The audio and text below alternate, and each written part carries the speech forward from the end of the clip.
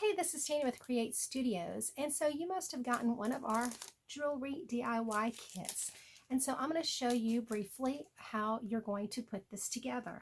So most of them are designed for you to DIY, put together, and paint yourself. You can stain the paint, you can stain it, you can paint it, you can color it with colored pencil, you can color it with watercolor markers, you can color it with watercolor pencils, you can use rubber stamp ink, you can use markers, paint pens, a slew of things. So what I'm going to show you today is just a couple of things. First off, in your kit, if you happen to see a piece, now I cut these out of my laser machine for you, and I do mask it so it keeps the surface as clean as possible. But if you happen to see one that looks something like this, with this little piece peeling up, don't paint over it. Go ahead and get you, either use your fingernail, or I just use an X-Acto and I just get it going, and then I peel that backing off. See? You can see from the discoloration, that just means that the masking is still on part of it. Now, you should have all the masking off, but just in case you don't, please check and make sure before you start painting.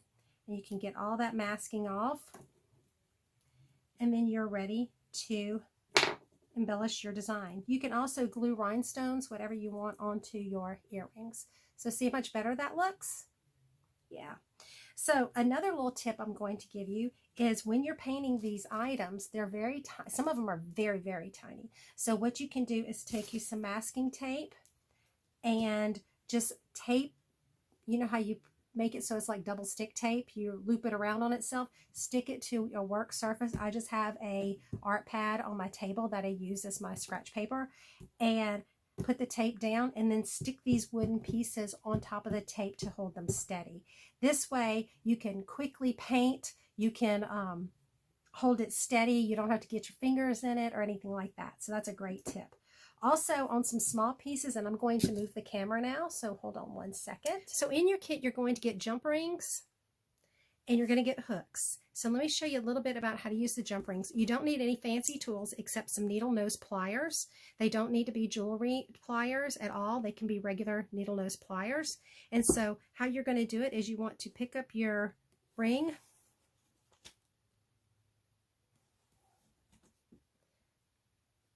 and put one set of needle nose pliers on one side. You want to feel around the top until you can feel where the seam is on the ring, and I can feel it right there. And so I'm going to put my pliers, other pair of pliers, on this side, and then you're going to just twist. And you don't want to twist it way open, just wide enough so that your wooden piece can fit through. These are 1/8 inch, so this should be plenty of space. And so also when you're coloring these in, however you do it, whether it's paint or colored pencils or whatever you use, you do also want to paint the back side, and this will seal your wood. So if they happen to get wet, and it'll be pretty for the back side. But anyway, so you're going to take this, you've got a ring at the top, a little hole at the top, and you're just going to thread it through. Okay? And you want to make sure you have enough space here, because then you got to take this hook and thread that through. You want the part that goes through your ear, this part, to be toward the back side of your design, of your earring blank. And you'll do this a couple of times the wrong direction until you figure it out and get in a groove. Put your nail nose pliers back on here, and then you're going to twist it back. Sometimes you have to readjust where you're holding it. And then you want to make sure you twist it back and go a little bit beyond where you opened it from, just so when you let go, it's going to shift back just a hair. You can also have some super glue or E6000 and put a little dot right there just to ensure it's not going to open back up. And then you've got your earring. So if you remember to, when you're threading this, to put the long part that goes behind your ear, right? You put that toward the back of the design. Now yours is going to be painted, right? But I'm just showing you on this raw piece of wood. So you don't want to thread these and put them together until you've already designed and painted your piece. So just a little quick show here is what the colored pencil looks like, right? And this is a real easy one for kids to do because they can color over these black carved lines, these incised lines. They can color over those and you can still see through it. So colored pencil or watercolor pencil is a great technique for kids to use. I would not use crayons, but you could use markers, colored pencil, watercolor pencil, paint pens, acrylic paint, tempera paint. You could use watercolor paint, but you need to seal that afterwards. And I would probably even seal the color pencil just to be on the safe side. You will still want to do the back side, so I'd still paint the back side and maybe color pencil the front side. So also where these tiny, tiny lines, the best way to do that is just use a toothpick. And so with a toothpick, you can come in.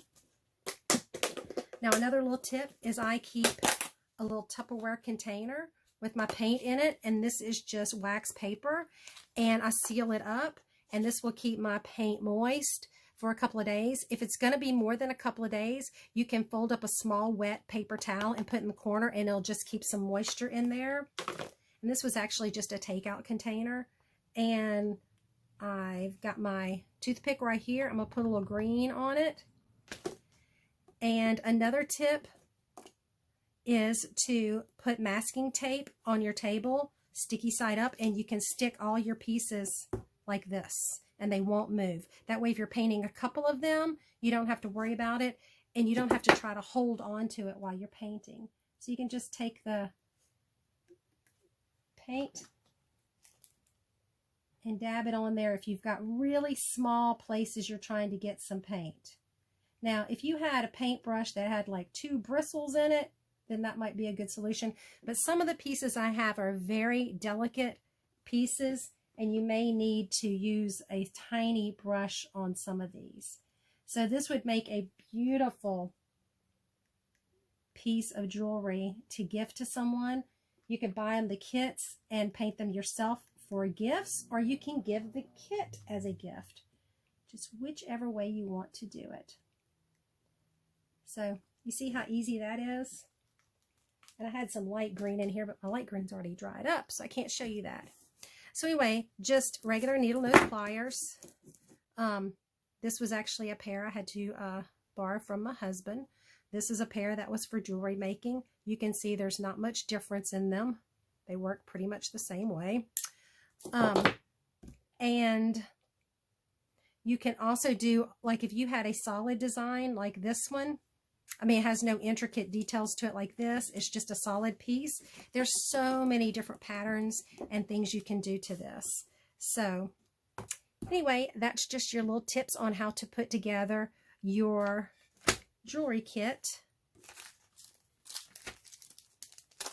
which will come in the kit is going to come all the pieces, all these pieces to put together your piece of jewelry. If there's 2 sets of blanks in here, there's going to be enough to put 2 sets of jewelry together. Everything you need except for the paint, whatever medium you're using to color your design. So, hope that helps you. Good luck.